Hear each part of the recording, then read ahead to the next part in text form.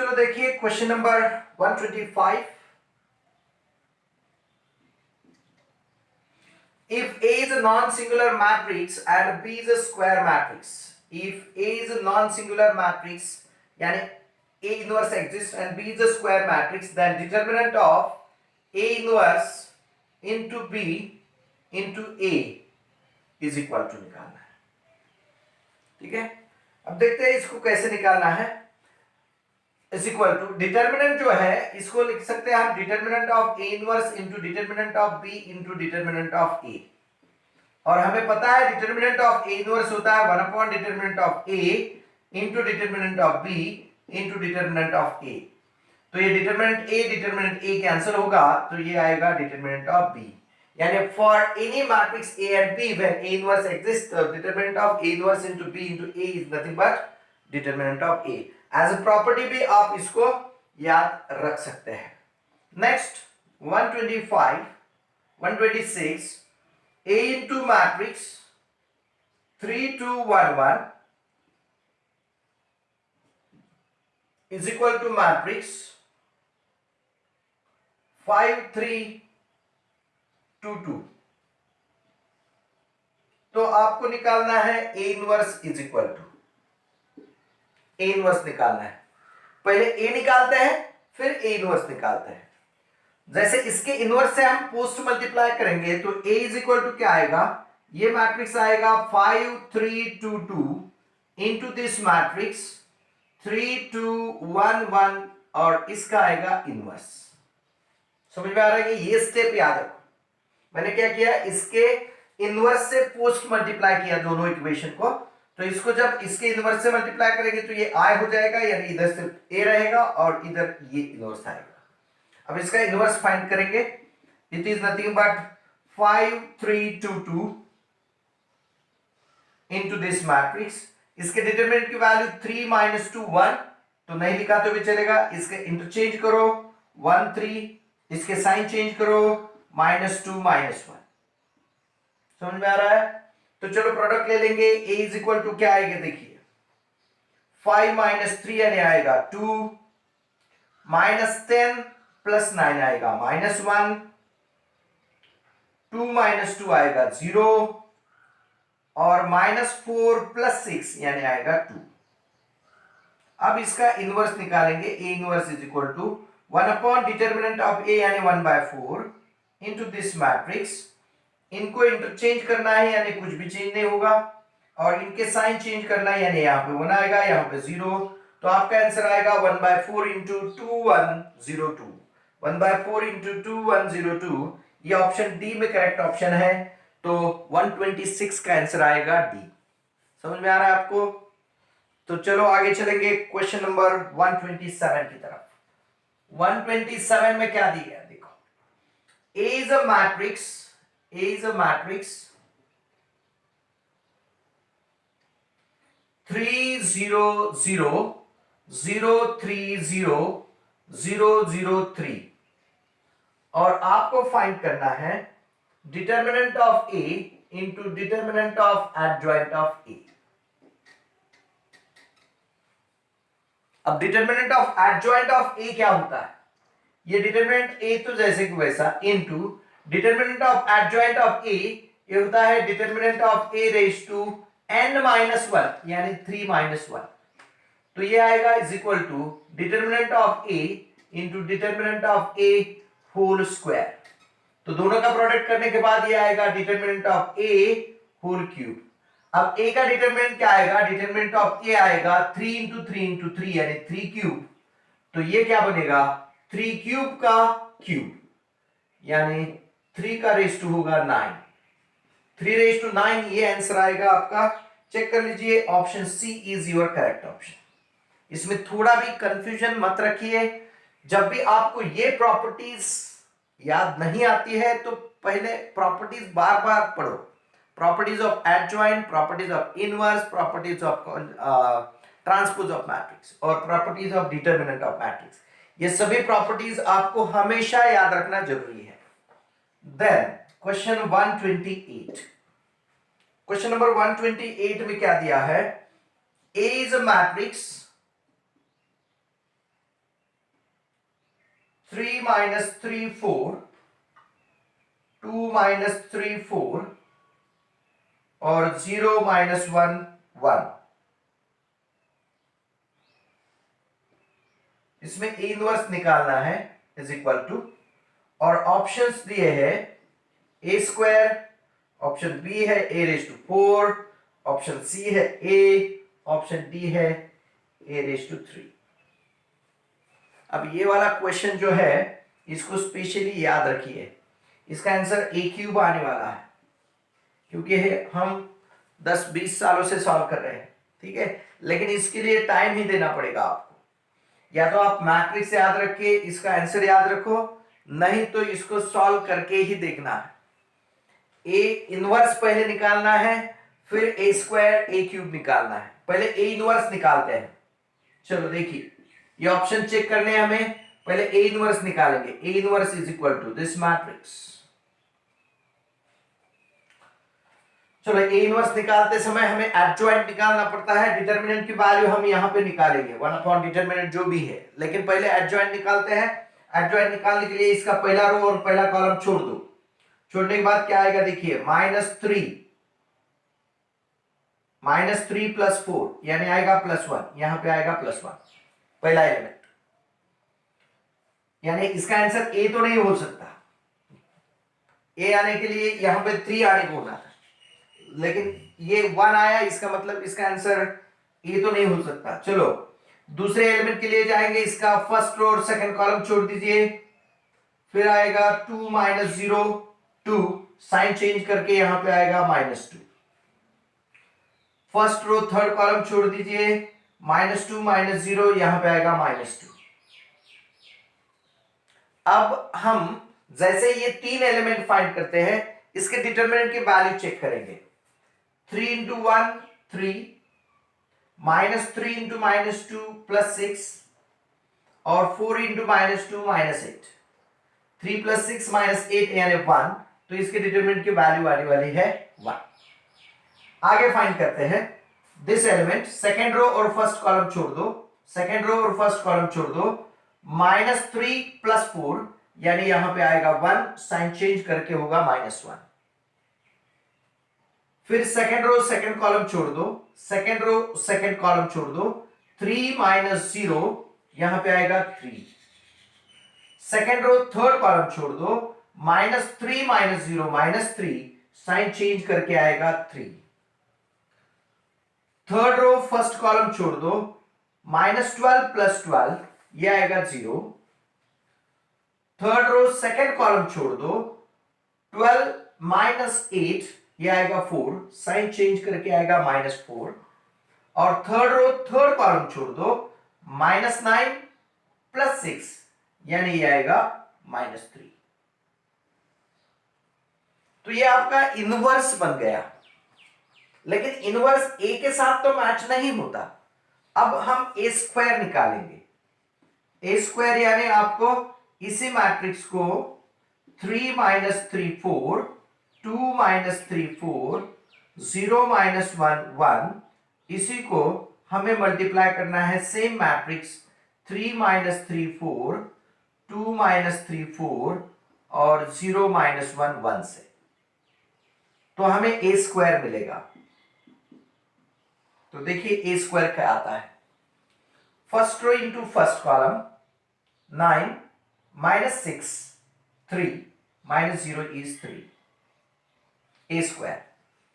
First row into second column, -9 + 9 0 - 4 ये आएगा -4। Second row into third column, 12 - 12 + 4 तो यहां पे आएगा 4। Second row first column, 6 - 6 0 - 0 0। 8 - 12, 8 - 12 -4 + 4 ये आएगा 0। 8 सॉरी यहां पे गड़बड़ हो गई, -6 second row second column, -6 plus 9 -6 plus 9 यानी 3, 3 - 4 ये आएगा -1, और ये 8 - 12 ये आएगा 0, 0 -2 प्लस 0 ये -2, 0 प्लस 3 -1 इज 2, और 0 -4 प्लस 1 इज -3। ये आपका ए स्क्वायर आ गया। अब ए क्यूब फाइंड आउट करने के लिए अब फिर से हम ए से मल्टीप्लाई करेंगे इसको। ये 3 - 3 4, 2 - 3 4, और 0 - 1 1। अब हम ए क्यूब फाइंड करने जा रहे हैं, इनका प्रोडक्ट लेने का है, ये ए क्यूब आने वाला है। First row into first column करेंगे। 9 - 8 plus 1 -0, 9 - 8 plus 1 -0 is 1. First row into second column, -9 plus 12 plus 3 minus 4 is -1. 12 minus 16 plus 4 is 0. Second row into first column, 0 minus 2 plus 0 is -2. Second row into second column, 0 plus 3 plus 0 is +3. Second row into third column, 0 minus 4 plus 0 is -4. Third row into first column, -6 plus 4 यानी -2 plus 0 is -2. और third row into second column, 6 minus 6, 0 plus 3 is 3. And third row, third column, -8 plus 8, 0 minus 3 is -3. Now you check for these two matrices and they are equal. Therefore we can say that A inverse is nothing but equal to A cube.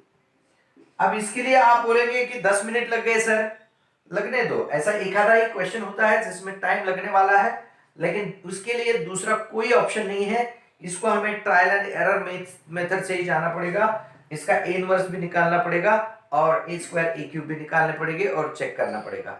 जरूरत पड़े तो a⁴ तक, क्योंकि इसमें 4 options हैं, चारों के लिए चेक करना पड़ेगा। लेकिन ए क्यूब अपना आ गया तो a⁴ फाइंड करने की जरूरत नहीं है।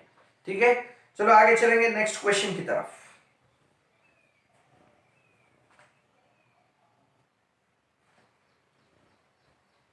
अब देखिए question number 129। It is also one of the interesting question. 129 को रीड कीजिए। A is given 3/3 मैट्रिक्स यानी A के ऑर्डर दिए है 3/3 और पूछा है then which one of the following is not always true. पहला ऑप्शन मैं लिख के निकालता हूं। adjoint of A is given determinant of A into adjoint of A whole inverse। Option B है adjoint of A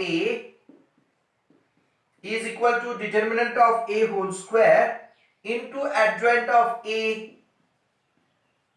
whole inverse। Option C दिया है adjoint of A is equal to determinant of A into A inverse। Option D दिया है adjoint of A is equal to determinant of A into A। अब हमें पहले properties याद करके एक एक प्रॉपर्टीज देखेंगे और इसमें से ट्रू कौन से है वो चेक करेंगे। ठीक है, यानी हमें क्वेश्चन में पूछा है कि then which one of the following is not always true. जो ट्रू नहीं है उसको हमें फाइंड करना है। तो हमें पता है कि जैसे A inverse is equal to 1 determinant of A into adjoint of A होता है, ये आपको प्रॉपर्टी पता है। तो ये क्या इंप्लाई करता है, जैसे डिटर्मिनेंट ऑफ A इधर गया तो adjoint of A is equal to आएगा determinant of A into adjoint of A, sorry determinant of A into A inverse. यानी ऑप्शन सी ये ट्रू हो जाएगा। हमें नॉट ट्रू ढूंढना है, यानी सी का तो क्वेश्चन खत्म हो गया। अब आगे चलेंगे, जैसे हम ए को रिप्लेस करेंगे एडजॉइंट ऑफ ए से, तो यहां पे क्या होगा देखिए, adjoint of A inverse is equal to क्या आएगा, 1 determinant of adjoint of A into adjoint of A की जगह पे क्या आएगा, एडजॉइंट ऑफ ए। आप कंफ्यूज थोड़ा भी मत होना, क्या किया मैंने, इसी प्रॉपर्टी में ए को रिप्लेस किया है एडजॉइंट ऑफ ए से। अब आपको पता है determinant of adjoint of A क्या होता है, determinant of adjoint of A क्या होता है, it is nothing but determinant of A raise to n - 1, यानी कि ये क्या आएगा, n की वैल्यू 3/3 है, यानी ये आएगा determinant of A whole square. तो इसको जब इसमें रख देंगे हम, तो यहां पे आएगा determinant of A whole square, यानी हमें मिलेगा adjoint of A inverse, adjoint of A whole inverse is equal to 1 determinant of A whole square into adjoint of A, यानी आपको मिल गया adjoint of A is nothing but equal to determinant of A whole square into adjoint of A inverse, यानी ये भी हो गया true. और एक प्रॉपर्टी आपको पता है कि एडजॉइंट ऑफ ए ये क्या होता है, adjoint of A is nothing but equal to determinant of A raise to n - 2 into A, और यहां पे n की वैल्यू 3 है, तो हम इसकी वैल्यू अगर 3 रखेंगे तो ये आएगा determinant of A into A, यानी ये भी होगा ट्रू, यानी option B, C and D they are always true, means it is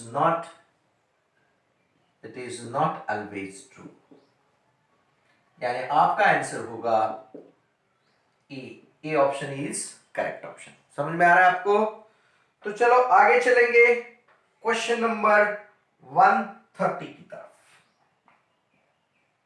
130 देखिए, ए मैट्रिक्स क्या दिया है, ए इज अ मैट्रिक्स -1/3 -2/3 -2/3 2/3 1/3 -2/3 2/3 -2/3 और 1/3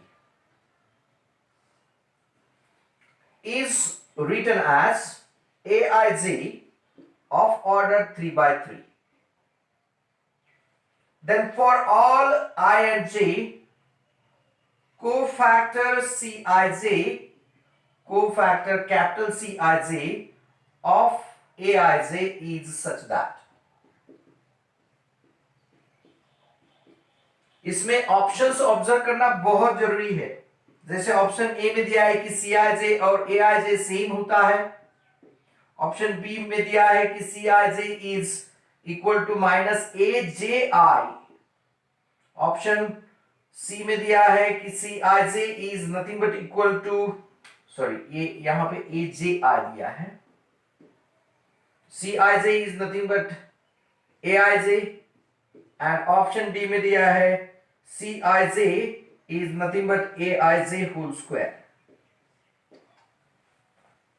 तो चलो हम एक आधा जैसे C11 निकालते हैं। C11 निकालना है तो क्या करना है, इसका फर्स्ट रो और फर्स्ट कॉलम छोड़ देना है, इनका प्रोडक्ट करना है।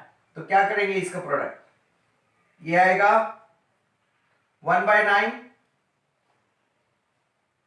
- 4/9, 1/9 - 4/9 कितना है, -3/9, -3/9 यानी आया -1/3।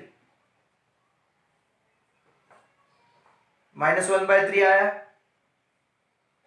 फिर हम निकालते हैं C12, फर्स्ट रो और फर्स्ट कॉलम छोड़ दो, फर्स्ट रो और सेकंड कॉलम, ये कितना आएगा 2/3, 2/9 सॉरी, 2/9 प्लस 4/9 यानी कितना आता है 2/9 प्लस 4/9 इज 6/9, 6/9 यानी 2/3, इट इज नथिंग बट 2/3। अब देखिए यहां पे ये जो एलिमेंट है 2/3 तो यहां पे दिख रहा है, और यहां पे ये जो -1/3 तो ये -1/3। अब इसमें हम ऑब्जर्व कर सकते हैं कि ये जो एलिमेंट हो गया ये A21 हो गया, और ये जो एलिमेंट है A11 हो गया। तो यहां पे हमें ये पता चलेगा कि Cij is nothing but equal to Aj। इसके लिए आप चेक कर सकते हैं थर्ड एलिमेंट के लिए, अगर आपने इसका कोफैक्टर निकाला और वो अगर 2/3 आता है तो आपका ए ऑप्शन करेक्ट ऑप्शन हो जाएगा। तो इसके लिए हम C13 निकालते हैं, C13 सॉरी इसका साइन चेंज करना अपना रह गया, ये -2/3 आता है तो ये A12 ही आएगा, A12। C13 भी चेक करते हैं एक बार, इसको एक बार करेक्ट कर लीजिए। हम C12 निकालते समय इसका साइन चेंज करना भूल गए, ये माइनस रहेगा।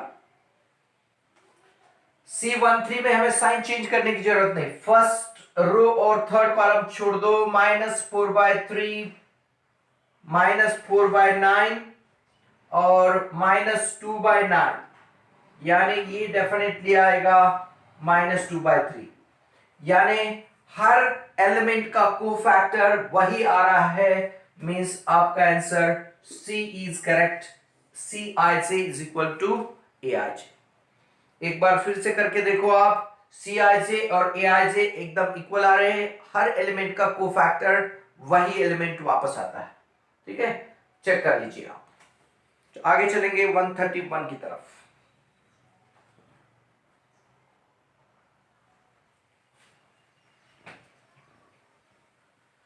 देखिए क्वेश्चन नंबर 131,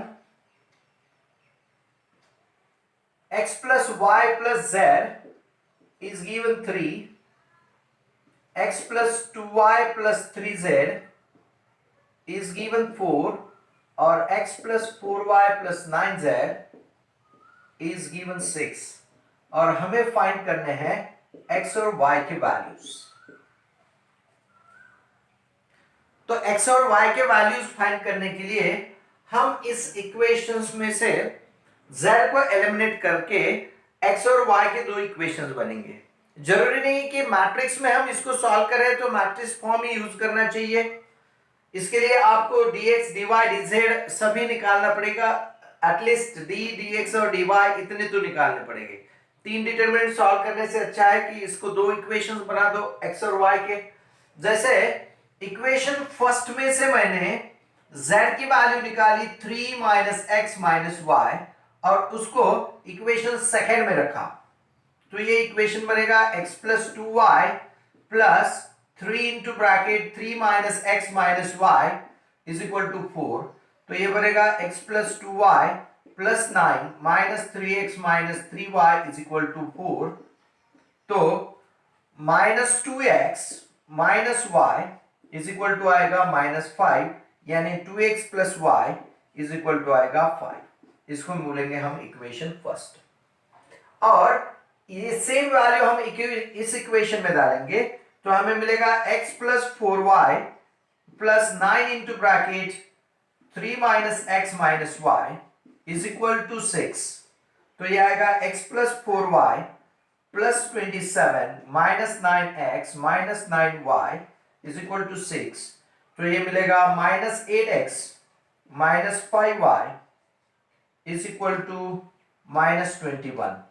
तो दूसरा इक्वेशन मिल रहा है आपको 8x + 5y is equal to 21। अब ये जो इक्वेशन है इसको हम मल्टीप्लाई करते हैं 5 से, तो ये आएगा 10x plus 5y is equal to 25। तो इसको सब्ट्रैक्ट करो, माइनस माइनस माइनस, तो minus 2x is equal to आएगा -4, तो x की वैल्यू आएगी 2, x की वैल्यू इसमें रखेंगे तो आएगा 4 plus y is equal to 5, यानी y इज इक्वल टू आएगा 1। तो आपका आंसर आएगा x is equal to 2 and y is equal to 1। तो answer B is your correct answer. कैसे सॉल्व कीजिए, देखिए z की वैल्यू हमने x और y में, अगर आपको तीनों इक्वेशन तीनों वैल्यूज फाइंड करने हैं तो आप ट्रायल एंड एरर से जा सकते हो, लेकिन इसमें ट्रायल एंड एरर से जाना ठीक नहीं है। ठीक है, अगर ये यूनिक सॉल्यूशन देते हैं तो हमें x और y के वैल्यू जो है ट्रायल एंड एरर से भी जाएंगे, जो वैल्यूज डाल के आपको तीनों इक्वेशन में डाल के देखने पड़ेंगे। z की वैल्यू हमेशा सेम आनी चाहिए। ठीक है, z की वैल्यू हमेशा सेम आनी चाहिए। जैसे हम x की वैल्यू 2 और y की वैल्यू 1 डालते हैं इसमें, तो 2 प्लस 1 3 कैंसिल हो जाएगा, z इज इक्वल टू 0 आएगा। यहाँ पे भी 2 और 1 डालते हैं तो 2 प्लस 2 4 कैंसिल हो जाएगा, z की वैल्यू 0 आएगी। यहाँ पे भी 2 और 1 डालते हैं तो यहाँ पे 2 प्लस 4 6 कैंसिल हो जाएगा, 9z इज इक्वल टू 0, यानी z इज इक्वल टू 0। लेकिन उसको टाइम लगेगा, तो इससे अच्छा है कि आप ये वाली मेथड यूज कर सकते हैं। इसके आगे 132 नंबर 132 में दिया है the value of a which the system of equations possesses non-null solution means, देखिए ये लिनियर इक्वेशन, जैसे मैंने नॉन ट्राइवल सॉल्यूशन और ट्राइवल सॉल्यूशन इसके बारे में हमने पहले थ्योरी में डिस्कस किया था। ट्रिवियल सॉल्यूशन और नॉन ट्रिवियल सॉल्यूशंस, इसमें आपको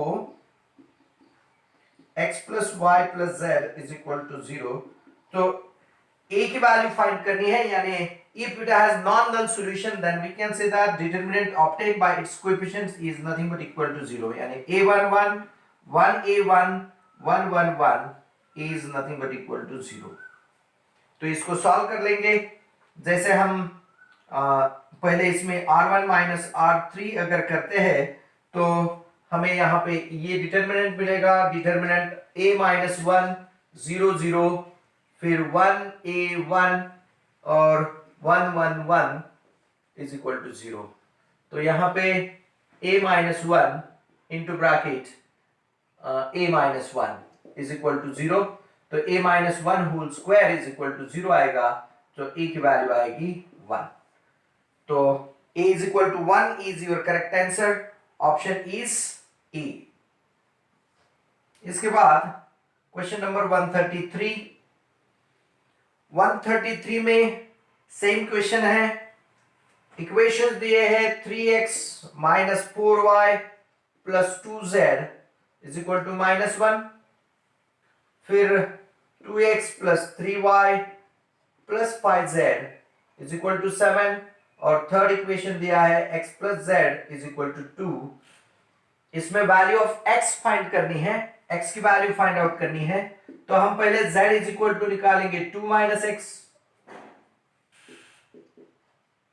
इसको हम इसमें रख देंगे z की वैल्यू, तो यहां पे आएगा 3x minus 4y plus 2z, यानी 4 minus 2x is equal to -1, यानी आपको पहला इक्वेशन मिलेगा x minus 4y is equal to -5, equation number 1।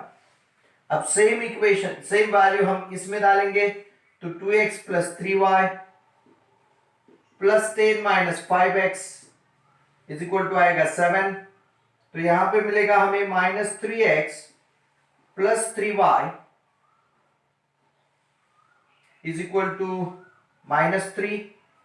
इसको हम 3 से डिवाइड करेंगे तो -x plus y is equal to आएगा -1। इस इक्वेशन को 4 से मल्टीप्लाई कीजिए तो आएगा -4x plus 4y is equal to -4।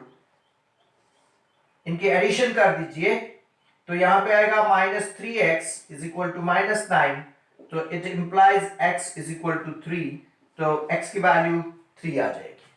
ठीक है, x इज इक्वल टू 3, यानी option A is correct option. ठीक है, अब इसके आगे के जो दो क्वेश्चंस है ओरली क्वेश्चंस है 134 और 135। 134 जो है उसके लिए देखिए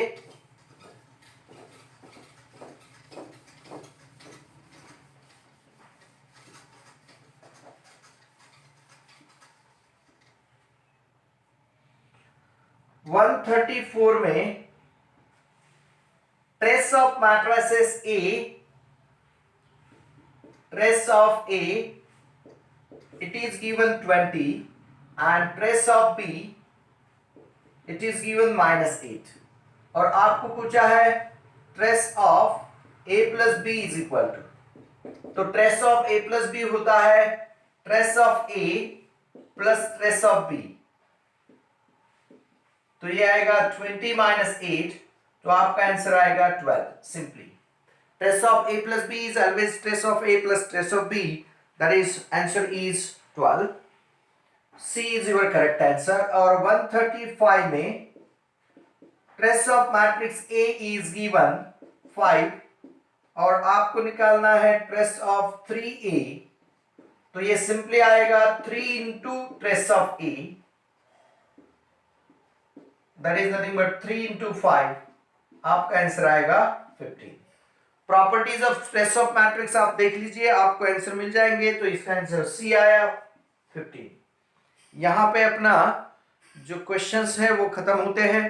इसके आगे एक आपको उसमें एंट्रेंस कॉर्नर बोल के पहले एग्जाम्स में आए हुए क्वेश्चंस के बारे में आपको क्वेश्चन दिए हैं, उसके सॉल्यूशंस भी हमने प्रोवाइड किए हैं।